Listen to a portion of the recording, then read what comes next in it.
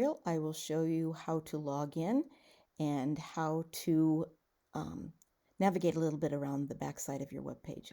First, we'll type in our email address and then the password that I sent to you, or if you have gone in and changed it, that's fine too. And then we hit login. And this is the dashboard area. Everything that you want to go to is over on the left-hand side. I'm assuming most of the things that you would do would be to be entering events. If you want to start putting your sermons up there, there's also that option. But for now, we will just look if you log on here, and there's not any right now, but where it says updates or down here where it says plugins, sometimes there's a little red circle with a number in it, and that'll tell you how many updates are needed. And if that's the case, just click on plugins.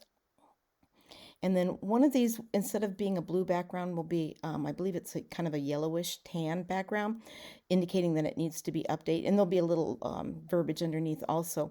And basically, there'll be also a link that you can hit that says update. But the other way you could do it if you wanted to do multiples is you can click the box, bulk actions, go down to update, and then hit apply. In this case, they don't need to be updated, so I won't go ahead and do that.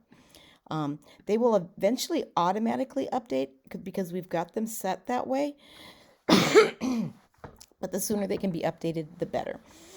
Down here is the users, and there is your username. So if you wanted to switch your password reset, you could click right here. You could go in and set different settings on there. You are an administrator, so you don't want to switch that, but if you didn't want your name to say pastor in front of it, or you want to say reverend or something, then you certainly could change that. You can't change your username, which is your email address. That will remain the same, and I believe that's all. Unless you wanted to set a new password, you could certainly do that. Okay, and once you're done with everything, then you would just hit update user. If you wanted to look at the front page of your and change anything on the front page of your website, this is a way to kind of do it live.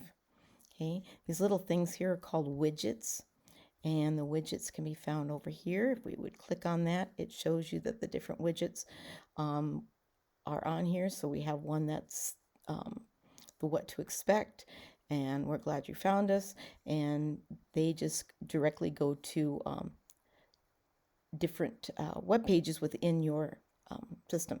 So we'll just say that the link to online services changed, then you could come in here and you could type in the right one. When you're done, you hit done, and then if you've changed anything, you'll have to hit the published button. It's not illuminated right now because I didn't change anything. And we can back out of it and go to where we were at before.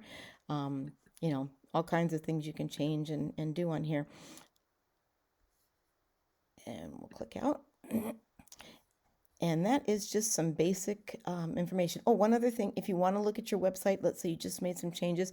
I always like to do this when I'm done, is you click on this first Trinity Lutheran, you click visit site, and it'll take you to your page.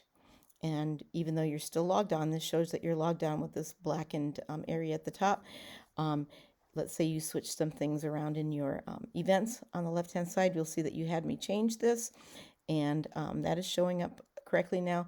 But then I wonder if that has changed. Maybe you didn't mention that, so I'll just leave it as is.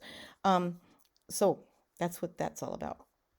The next video will be on working with your events calendar.